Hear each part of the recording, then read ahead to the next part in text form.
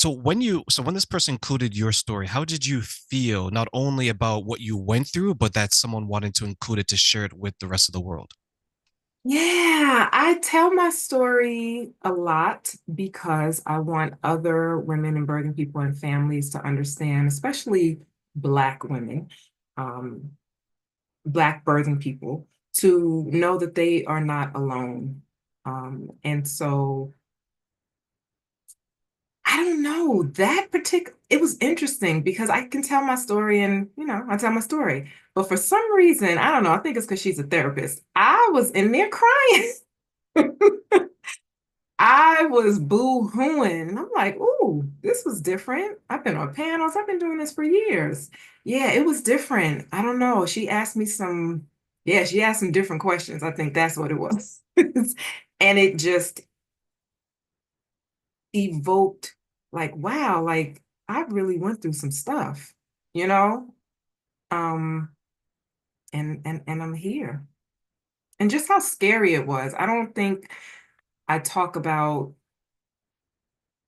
the fear of it, I guess probably to protect other people. I do, but not in depth like how I did with her. Like the fear of having another loss. Pregnancy after loss is so hard. It's like you can't really enjoy the pregnancy because you know now what can happen. And at every milestone, you're like, okay, if I could just get to out of the first trimester, but then it's like, can I get out the second trimester? Can I get out the every step you think is going to be comforting? Well, for me, and it wasn't until I actually saw my daughter. And then I could breathe. Yeah. So was the pregnancy then, was this situation and your friend asking you, was that a reminder of the difficulties that you went through during your pregnancy and during that time in your life? Yes. Yes. During the pregnancies, during my postpartum phase was very difficult. I was sad. I had postpartum depression, anxiety, OCD. So it's like I kind of felt robbed. It was like I finally get to have this baby, and then now I'm dealing with all of these symptoms, and I'm not really enjoying this either. It wasn't until like the fourth month that I finally was like, oh, okay, I think I like her. And then the guilt around, I did all of this to have this baby and I'm not enjoying this. Like, I just felt like it was so unfair, and you can't get that time back. And knowing that this is the last one, I wasn't able, everything that I had in me to go through fertility treatments to have my daughter, that was it. I couldn't do it again.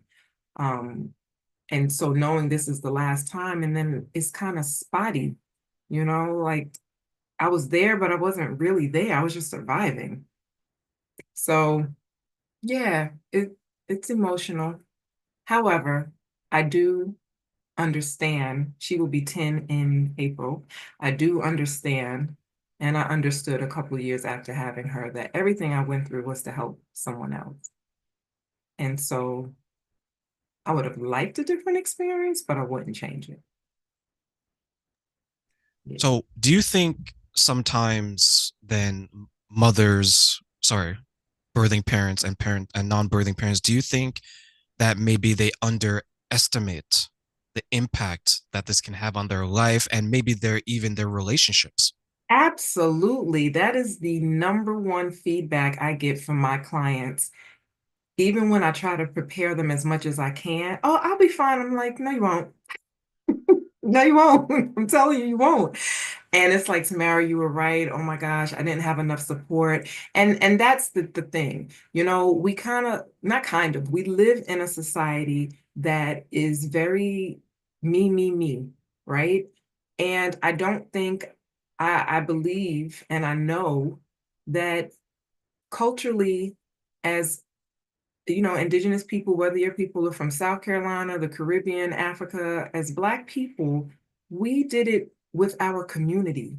And we are displaced and in America and adopting these ways of, thinking. I have clients, well, I had this baby, she's my responsibility, or he's my responsibility. And I tell them, no, they're not. They're the community's responsibility because this baby is coming to bless all of us. Everyone in this family, everyone in your community is going to benefit by this soul being here in some way, right? So it's also our responsibility to take care of the mom, dad, birthing parent, non-birthing parent, it is our responsibility. And I really try and encourage my clients and their family members to participate. It's not enough to come to the baby shower and, buy, yes, all of those things are cute, but honestly, you just need some onesies and some Pampers and some wipes. You really don't need all of that stuff in the beginning. You don't. You need food. You need who wants to think about cooking when you've had a medical procedure, right? When you've had what we call a C-section, it's a medical birth. That takes 6 weeks to heal. Who has time to, you're not supposed to be standing up and going upstairs, even if you have a vaginal birth. It still is a healing process, right? Culturally, women, birthing people stayed in the house for 3 months. In every other culture other than America, whether it's black or brown, moms, grandmom, community aunties, they come, they cook, they clean, they take care, they bathe mom, they bathe the babies. I'm also a postpartum doula, so this is this is my jam, okay? um Make soup. They make all the foods that's going to fortify. When we have postpartum depletion, and people say, oh, my hair fell out as part of, it's not supposed to fall out. It's not like, no, we say, oh, that's normal when you go through postpartum. No, it's not. It means you're depleted. It means you're not getting the nutrients and the vitamins you should have. It's not a thing that is supposed to happen, right? And mine's did. It came out in clumps, but I wasn't eating properly. I was drinking coffee and trying to stay awake to take care of this baby. It's not supposed to be like that. So yes, I think the number one underestimated aspect of parenting is the postpartum journey and how difficult it can be if we don't have supports. I remember watching, to highlight that point, I remember watching an interview where the person she had children, and all she could think about after the birth was, I need to get back to work. Yes. Right. And this is something that was on her mind. And then eventually she was telling the story that she had her child, she was itching to get back to work. She had a child, she had another one, she was itching to get back to work. And then fast forward like 6, 7, 8 years where the children are nearing their teenage years, she turned around and she was like, I felt I don't like my children. Mhm. And I sat back and I was watching this and I was like, wow, imagine not liking something that you created or not liking someone for all those years, not because necessarily they did something to you, just their existence. Right. And then I began to wonder how many different emotions do the birthing and non-birthing parents go through. But from the mother's perspective, and I ask you, Tamara, what type of different emotions are they experiencing? And are some constructive and are some maybe not as constructive?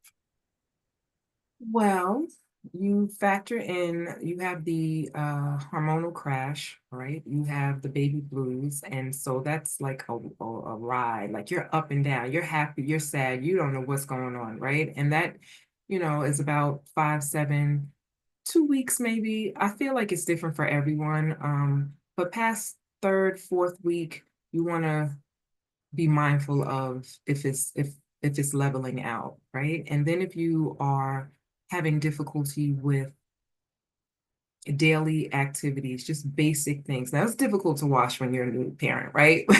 But that not even wanting to, that depression, right? You just feel like you're so heavy.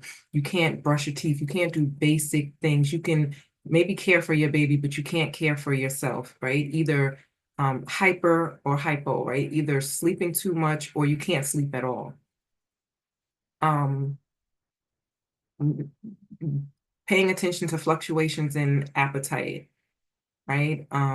Anger is something we don't talk about a lot. Rage, because a lot of people feel guilty and they don't share it, right? So that anger lashing out maybe at a partner or even the child crying, baby crying just really like sends like a chill up your spine, right? Those are some of the emotions that parents experience and feel silenced because they're scared to share that because I'm supposed to just automatically connect with this baby I've never ever met before in my life that you just plopped on my chest and it's like breastfeed. It doesn't happen like that. Yes, connection And attachment starts in preconception, right? When you're willing this child to you, however you are going about your growing your family, that process, connection happens then. But then also you have an idea of what that looks like, and then you actually have this baby, and it's not that idea, right? That's what it was for me. It's like she didn't look like what I thought she was going to look like. It just wasn't love at first sight, like people tell you, and then you question yourself and you have all these doubts. And it wasn't. I was just relieved she was there, but after that, I just wanted to check out, and I was like, I just want to go to sleep. Like now, y'all like making me nerves. It was just too much. It was overload. I was just so overly stimulated, right? And so it takes a while to bond. So I don't, and when I say bond, when I bond in that way that we think bonding happens, like all that, oh, I'm so in love with the baby. Bonding happens, you're feeding your baby. If you're giving your baby a bottle, you're bonding with your baby. If you're changing your baby, you're bonding with your baby. If you're sleeping with your co-sleeping, or if you're rubbing your baby's back, I really want to normalize and show the practical ways we bond with our children. And it's not a fairy tale. It's not what we see on TV. It's not what we see in the movies. Babies cry and they get on our nerves, and that's okay too. My daughter crying sent me over the edge. Like it was something about, and I was a teacher. My friends had babies when we were 16. I was taking care of babies and my dance teacher's babies when I was 14. Like I've been around kids my whole life, but it was something about my own child crying that it sent me into a tailspin. And she was colicky, and it wasn't until like by the fourth month, she just stopped and it was like, she smiled at me and I was like, oh my God, I'm in love with you. I was doing the things, I was going through the motions of taking care of her, but I didn't like her. And I am really honest about that because when I'm honest about it, I have other people be like, oh my God, Tamara, I feel the same way. I'm like, yeah, it's okay. So did I answer your question? You did, and you gave Okay. me so much more because the thing is, like, for me, I grew up in a situation where I didn't know my mother and my father early on. I was raised by my grandmother, like so many people that immigrate to Canada who have immigrant parents and so on and so Right. forth, right? Especially people that look like you and me. So when I was going through that experience, the love that I have, or the love that I was told that I should be having from my parents, I had from my grandparents. So when I look back now and I see some people who kind of feel a sense of shame that maybe they don't have the type of reaction or interaction with their parents or with their children that people tell them they should have, I wonder how many of them hold that in and then they pretend like things are okay. They pretend to be someone that maybe they don't, and then when the children get old enough, they go to see right through that. And Yes. that's the struggle that I have. Like when you share what you went through, when you share how you help your clients, and when you share that overall experience that it's okay to feel this way, how do you think then it impacts the mental health of, let's say, the mothers who are told they have to perform this way, they have to be this way, but in their everyday life, it's the opposite. And they're like, okay, does that mean I'm a bad parent? Am I doing it wrong? Like, what should I do? Like, how would you educate and maybe instruct them? Yeah. I think how it affects their mental health is it gives them permission to be, and it validates. And then you don't have the pressure of pretending, and then you can actually process and work through these emotions. You can have feelings, and feelings pass, right? You can have thoughts, and those thoughts, you may not actualize them, right? So it's normal to have some of these thoughts. It doesn't mean you're going to feel like that forever. It means you feel like that right now. And let's talk about it. Let's process it. Who do you trust? Who can you share this with outside of me that can support you so that when you do have those moments, you can call someone and say, hey, listen, I'm having a moment. Can you come? Can you just stay on the phone with me? I would just call my sister every day. Every day I would stay on the phone with her while I was having intrusive thoughts until it got better, right? So finding your person, and everyone doesn't have a person, and your person might be your therapist, And so then maybe you do need those weekly sessions so that we can come up with some tools, the grounding exercises, the 5, 4, 3, 2, 1. Is this a fact or a feeling? Like I give them the tools that if they, everyone doesn't have community. If you are at work, if you are at home, it's okay. You can put your baby down for a second as long as you can see them and they can see you. Maybe you need to just step away for a minute, collect yourself, put some water on your face, put your hand, like sometimes to bring you back into your body, you do ice, something cold, right? Bringing you back. So we go through those techniques to help them move through it. And at some point, it will pass. And if it escalates, then we talk about maybe we need to move now into medication, right? If they're open to it. Everyone's not open to medication. So then we talk about, well, what are some things that you can do that can help mitigate some of these symptoms? If it's some of my clients, like they're like, no, I want to go the natural route. I'm like, that's fine. So natural route, we have to figure out what you can and cannot take if you are nursing, breastfeeding, chest feeding, acupuncture, yoga, sound baths. Like what we explore everything. What are your cultural practices? What are your spiritual practices? Getting outside with nature, mind, body, spirit. How can we do something one day for all three, right? That can ground you and move toward wellness, right? Emotional and mental wellness. I wanted to go back to your point about the woman who said she didn't like her children. That's a real thing, right? Because if now you have to go to work to take care of your children that you however they came to this earth, we don't know the circumstance, right? Resentment is real, because I wouldn't have to work so hard if I didn't have y'all. And who knows what the situation is with a partner or not, or maybe it's a choice parent. You chose to parent with yourself. It's real. A friend and I talked about that. So I had my daughter at 41, right? So I already had my career, all of those things that it's like, so I wasn't like, oh, I want to go to the club. I was out, child. I had a good time. Okay. I traveled, I partied, I lived in other countries. Like I had a good time. So it wasn't that. It was more so career though. It was, I'm moving into this space where I want to be in private practice, but I have this young baby. And it was like, I can't do the things that I want to do. And I see my peers on Instagram and they're speaking here and they're doing all of these things. And it's like, and one day a friend of mine, we both started our business. She started, well, I was in a group practice. I wasn't in my own practice yet, just a couple days a week. And she was like, yo, I just gotta tell you, I resent him. I said, girl, you're not alone. I was like, I do too. Because I finally found this thing that it's like, why did this have to happen to me? But I get it. It had to happen to me because this is my calling to help other people. And I finally get it. And now I want to do it. And I can't do it on the scale that I want to do it because I'm still nursing at 3 years old. It was just, it's real, and it's okay. And it wasn't forever. And eventually we stopped nursing and she got older. And before I know it, here she's 10. And now I want to go back. So yeah. And I think that, as women and moms, we don't get to just, it falls mostly on us. Not always, but it mostly falls on us.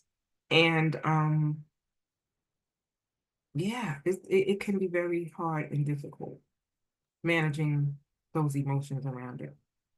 It can. Like if I look at, let's say, in general, like if there's a pregnancy loss, I think if you were to ask, let's say, 100 people, they would point the finger at the women, Yeah. right?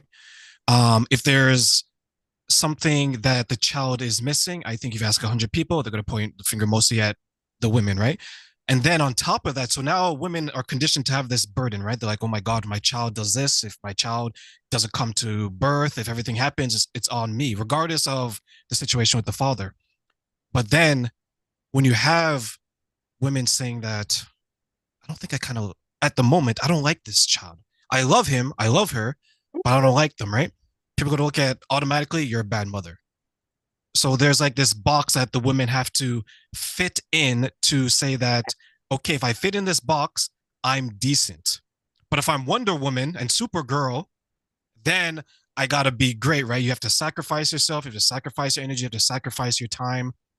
And I think sometimes women look at it and they say, okay, I could see why the birth rate is declining because they're probably like, you know what? I don't know if I am ready for this. Right? What are some of the obstacles that the women that you work with deal with to know if it's for them and if they're going through the process or if they already have children to make sure that the outside sounds don't impact their mental health? Okay, I want to go back. You said, I don't, I don't like my child, right, in this moment. But let's think about it. Sometimes I don't like myself. Sometimes I get on my nerves. Sometimes I'll be like, your attitude sucks, right? So I don't always like my husband, and my husband doesn't always like me. Do you get what I'm saying? We love each other, but we get on each other's nerves. So it's like these expectations, we have to lower them, right? This kid is fed, they got some clothes on. I'm doing what I can do with the capacity that I have to do it in. Do you understand what I'm saying? After I got over that hurdle, my daughter and I are inseparable. But I would have never known that because in that moment, I couldn't see past that. But I had to go through what I went through to get to us being besties. We had to learn each other. We had to work our way towards. I had to work through me as a mom. I consider myself a mom, even though I had losses, but a mom of a living child. I don't know myself now. I'm trying to figure out who I am and figure out what this baby wants and be a wife. Do you get what I'm saying?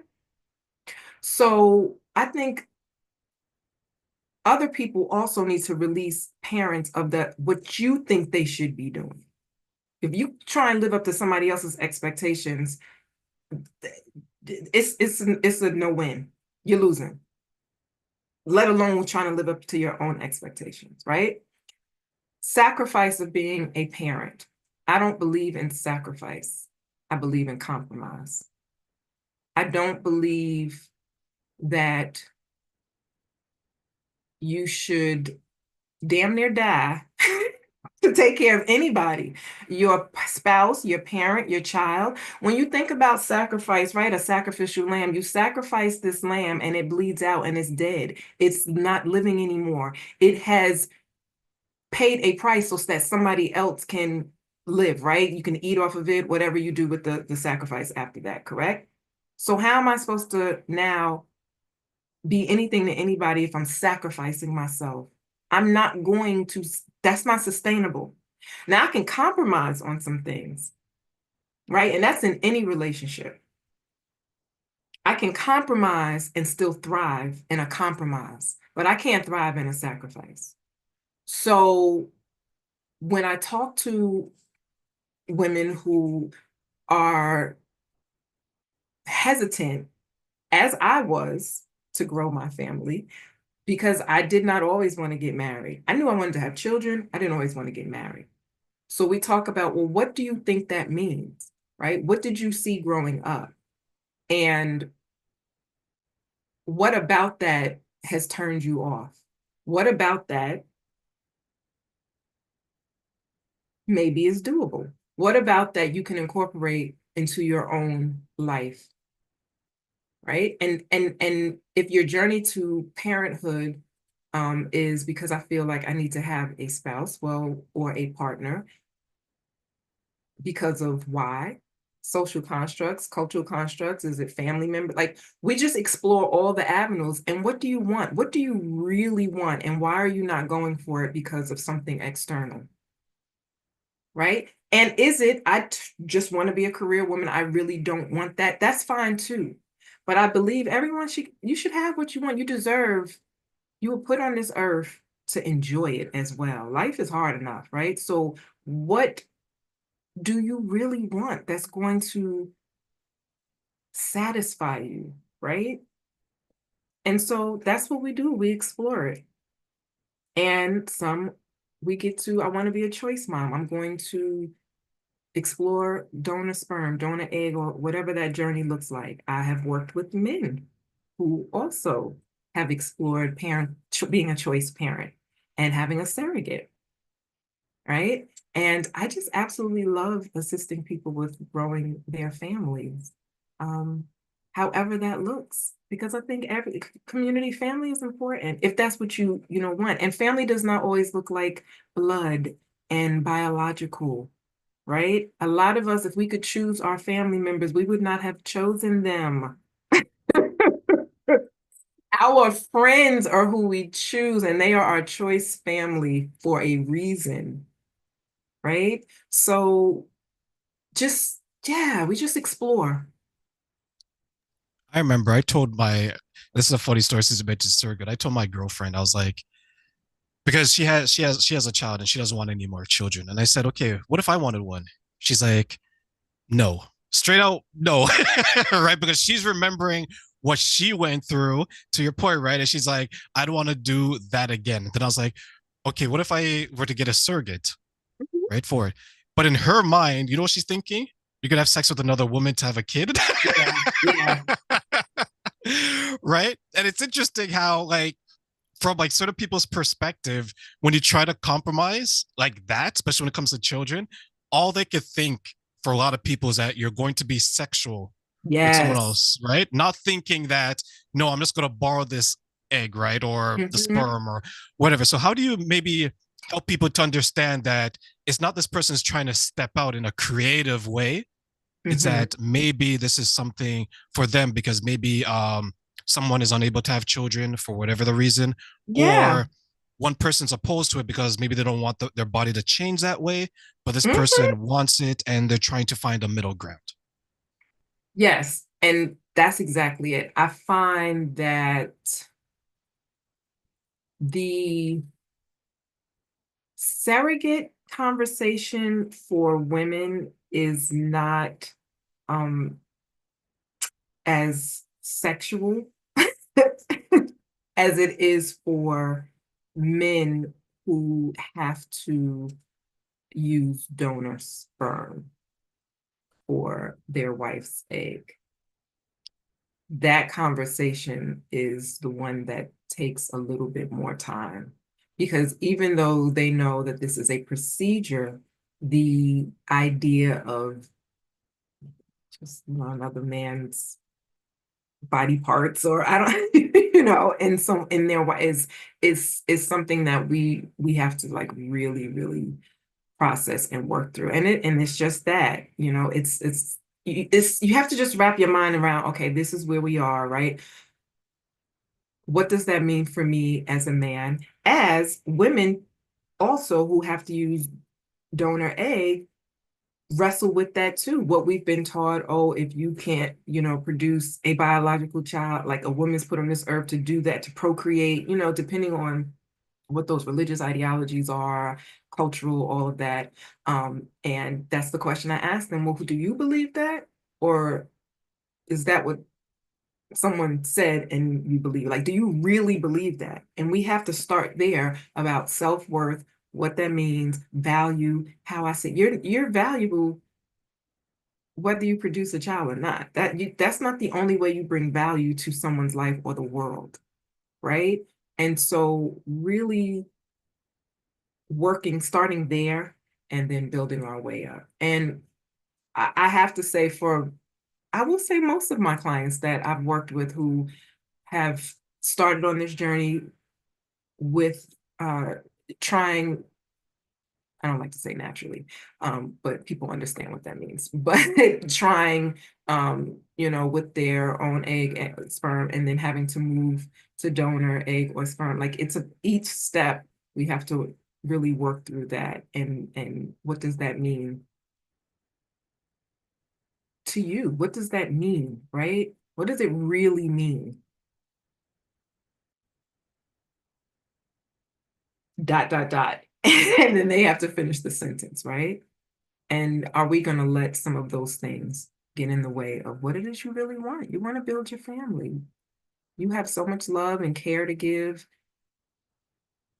and it will be received from this child no matter how this child got here, right? So we, yeah, we work on that. And then there's surrogacy groups. There's different groups of communities that, one can join. Um, I have clients who are concerned about how would this child feel knowing that I use the donor sperm and I'm a choice parent and blah, blah, blah, and, all of those things. And so um, there are groups of grown-ups who talk about, I don't have any resentment towards my parents. I'm glad I'm here, so we explore that too. And mostly it's positive, you know? So we But cover all the bases of the what ifs to help them get comfortable around their decision. I'm glad that does happen because from the outside, like for me, as a man, that's always something that I always heard, right? Like to your point, where if you're going to allow, let's say, you know what, I'm not able to have children because it's a biological issue on my part, right? There's many men who when presented to that situation, they're like, well, we're not going to have kids because they can't fathom the thought of because they're literally visualizing it like a faceless man doing all Yes. kind of weird and freaky things to their woman, right? Yep. And then the woman who's opposed to it, they're thinking that their man's going to fall in love with this act, right? And you mentioned something about like maybe society and culture.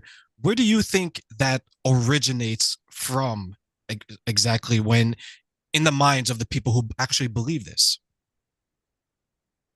Ooh, okay. Uh, well, religious aspects, I have had clients whose partners practiced um, religions where it was not allowed. Um, any type of reproductive assisted technology was not allowed. And I've had a couple break up around it because they were told by their imam that they could not use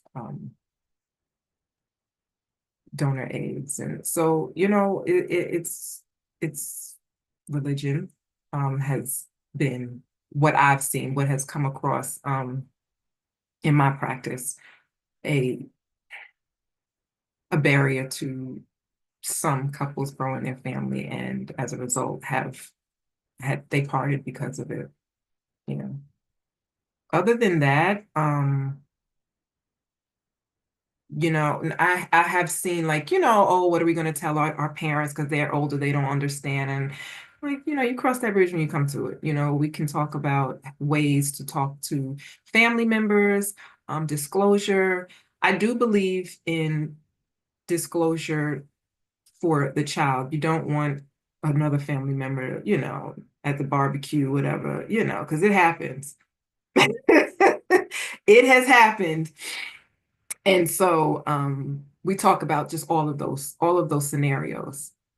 Um, and who do you trust? And, when you're going through this process, who will be allowed to know and at what stage and when and all of those things.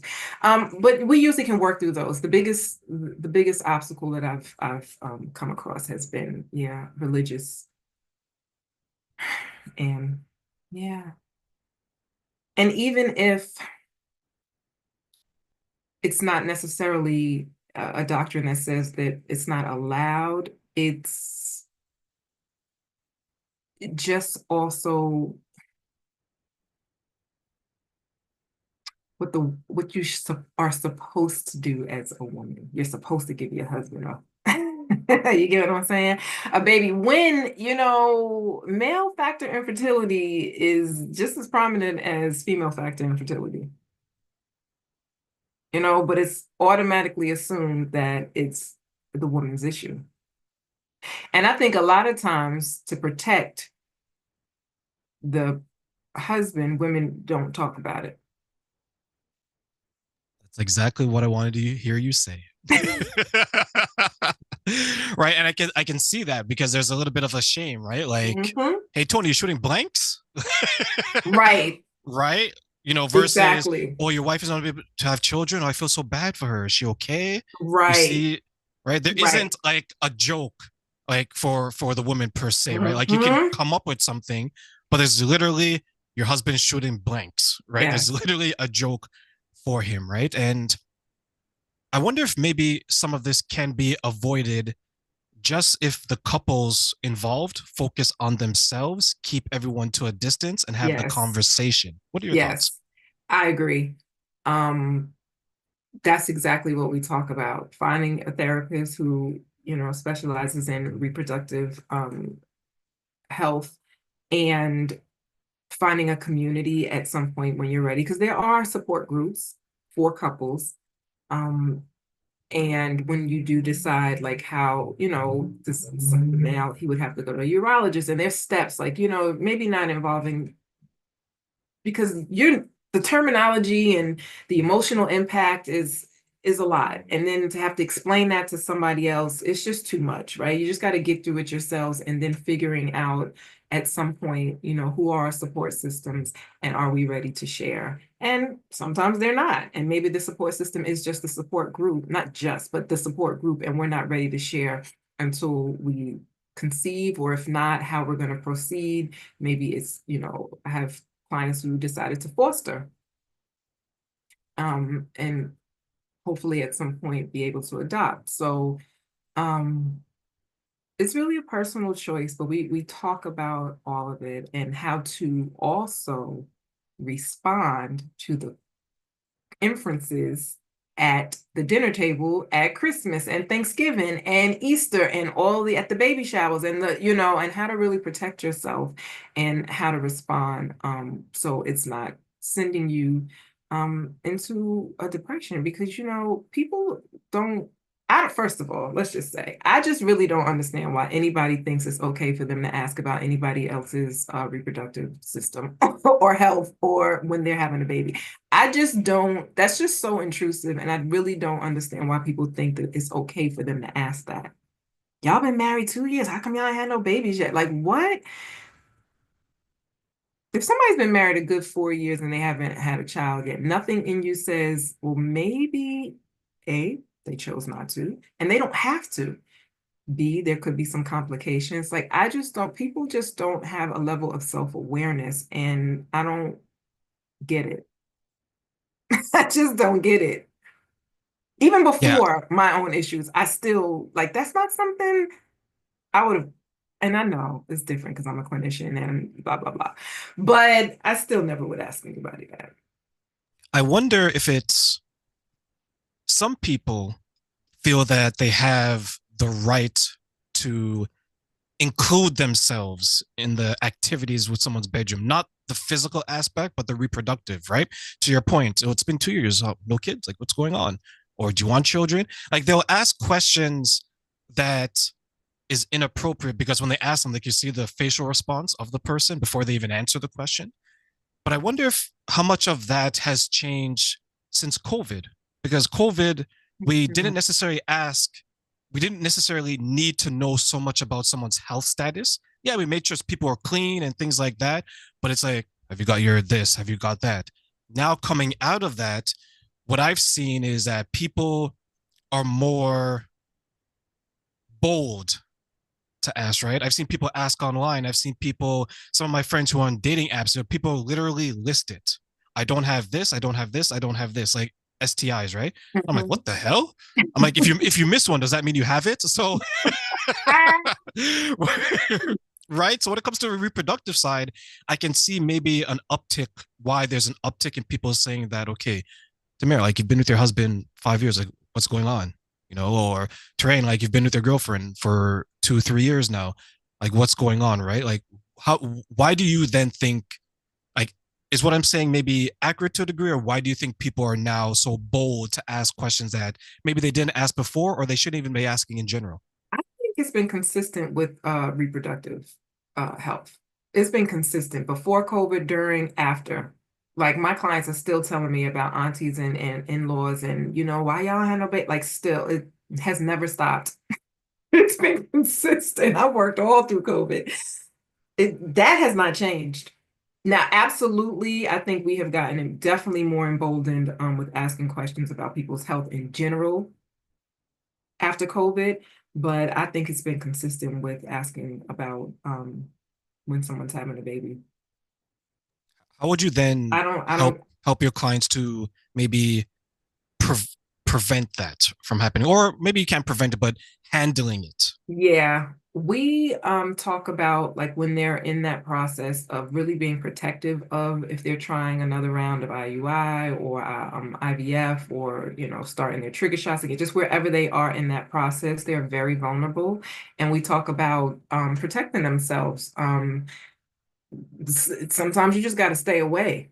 You don't have the emotional bandwidth to deal with that. And then we also talk about responses. My reproductive health and us growing our family is not up for discussion. When we have something to share, we will. We appreciate if you stop asking us. Um, it does not always come out as calm in that manner, depending on the day you catch them on and me.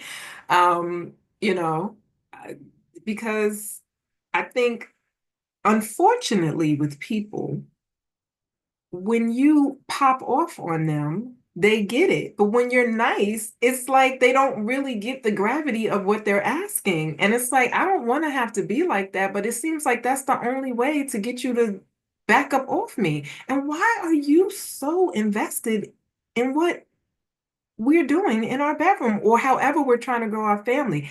I just think this wild is wild. But so we talk about different ways to redirect, you know, and ask them about themselves.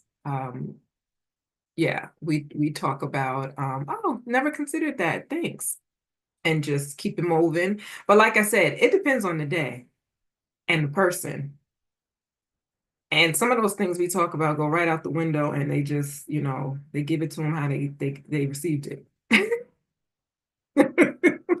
I live by this rule when it comes to that. I said there's only two reasons why you should ever ask someone about what goes on in their bedroom from a reproductive side or sexual side, intimacy, whatever, is that you're trying to get inside the bedroom or you're protective of the bedroom. There is no other reason. So, like your child, right? You want to make sure that no one's trying to take advantage of your child. That's the Right. protection, right? You're trying to get into that bedroom because you're attracted to that person, right? Like I have friends that I'm not sexually attracted. I don't care what they do. When they even try to mention it, I'm like, let me stop you right here. I'm Yes. like, I don't know who you're talking to, but I don't need nor do I want to know any of this other than, are you good? Yes. Okay. Right. Yeah. But some other Yes. people, to your point, right? They want to, if you can give them every detail, they will accept every detail and say, is there any more? You leave anything out? Yeah. Yeah, that has always been, yeah, just, yeah, interesting to me. Yeah. I always found it, I would love to pinpoint why they want to know, right? Like Hmm. because when they ask you, you're not really thinking about why they want to know. You're trying to say, okay, why are they even asking me? But a part of me always Hmm. wants to know, why do you want to know? Like, how does it benefit your life? Exactly.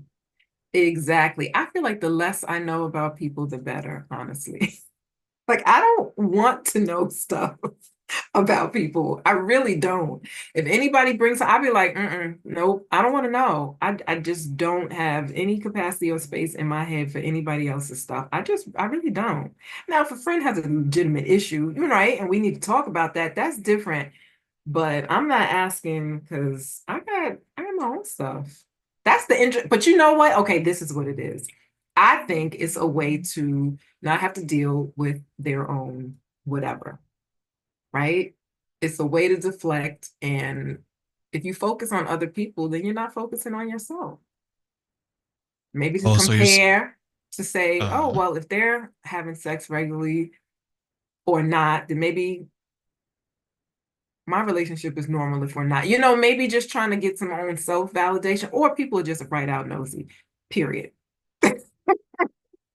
They yeah, to all the nosy and they single, like to gossip, okay? yeah, to all the single people out there, stop asking people in relationships about their relationship. Go get yours. Go find yours. Go make Right. yours. I Right? want to I want to keep my relationship. That's why I don't talk about it. Yeah. I'm Well, not definitely you don't I, talk to them about it. I'm not posting you on social media. No. Somebody texting, oh, I haven't seen, how's your husband? I haven't seen any pictures of y'all on social media. I'm like, we're great. That's why we're great because there's no pictures of us on social media. I'm not, nah, every now and again, but I'm too busy living my life in real time. I really don't have time to post. And it's probably not the greatest from a business aspect, but it's like, far as like personal, I don't. I'm really enjoying being present and not always having to let the world know that we on the belt line. Like I just, uh-uh. Oh yeah, there's someone that we were acquaintances, and she's into that. She posts like everything, right? And this is the third man in the last 6 months that she's posted about saying that they're the one. When I saw the video, and I know you should have laughed, but when I saw the video and I saw the caption, I was like, you know what? I need to unfollow this because you're not seeing what you're doing. He definitely doesn't know because you're Hmm. scrubbing your page and Right, really, right? And if I was as a man or even like a woman will come along and saying that, wait a minute, how come before me there's nothing on your social media, right. Yeah, right? and yeah, it's like I tell my clients all the time. I'm like, it's not a real world. It's Oz. It's the Wizard of Oz on social media. Like, no, all of those people on there. Mm-mm, no, all of that. Everybody else looks like they have it together. I'm like, they don't. They're lying. They're only posting the good pictures. Filters and So all. right. I'm like, don't believe it. They are not, you can have it all. You can have the four kids and a uh six-figure business and da. I'm like, you can have it all. You just can't have it all at the same time. I believe that. But I mean, they have a chef, they have a babysitter, they have a nanny, they have a like what do they have? Because I don't, it's just not, and your face is made up, and your hair is always done, and your nails always done. I'm like, that sounds like a lot of work to me, and I just want a softer life. So I'm not buying it. Yeah, breastfeeding with a full face of makeup looking like they just came from a photo shoot. I've seen those. Yeah, I'm like, that's you stressed? I would hate to see you done up. You're just too good looking for this world, right? yeah. I'm like, I'm not buying it. I'm not buying it. So, Mm-mm. Tamara, as we close, if you had three wishes, what's three things that you would wish that those for expecting mothers, mothers to be, non-birthing parents would know and why? Ooh, three wishes.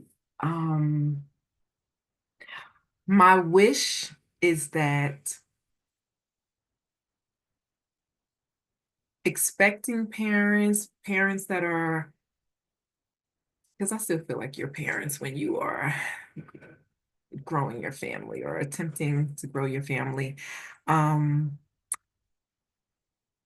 would get comfortable asking for help. I want to normalize asking, not only asking, but receiving, because there are those who, like, I'm just not used to anybody helping me. I'm the one that always helps everybody, and know that you deserve it. You are worthy of receiving help and that you're not alone. My other wish is that community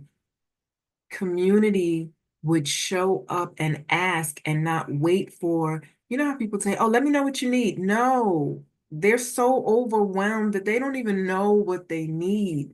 If you just show up with a dish of lasagna or come do a load of laundry or you can take a nap and I'll watch the baby. Everybody wants to come and, hold the baby. The baby sleeps every 2 hours. You don't need to come hold my baby.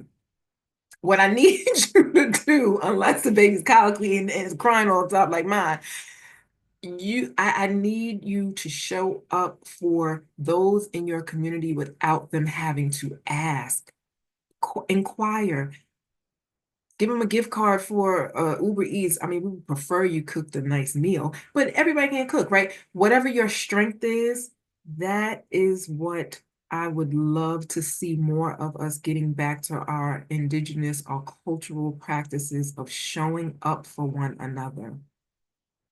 Community, community, community. And let's see, I had one more wish. Hmm. What would be my wish? Um, hmm. That we also focus on the non-birthing parent, to ask the non-birthing parent how you can support them as well. Non-birthing parents experience postpartum depression and anxiety as well. You don't have to carry a baby. You can be a parent who has adopted a child and experience perinatal mood and anxiety disorders. We don't talk about that enough either. And so I want to stress that please don't leave out the non-birthing parent, community members, family members who are asking about the birthing parent. Know that nobody's getting sleep in that house, okay? And the non-birthing parent needs to eat as well. They need to be asked about. Um, they may not have as many opportunities to bond with the baby if the birthing parent is solely nursing or breastfeeding.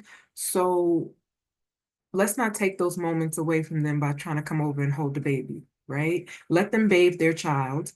You can wash some dishes, okay? Let that non-birthing parent have those opportunities to bond with their child as well. Those are my three wishes.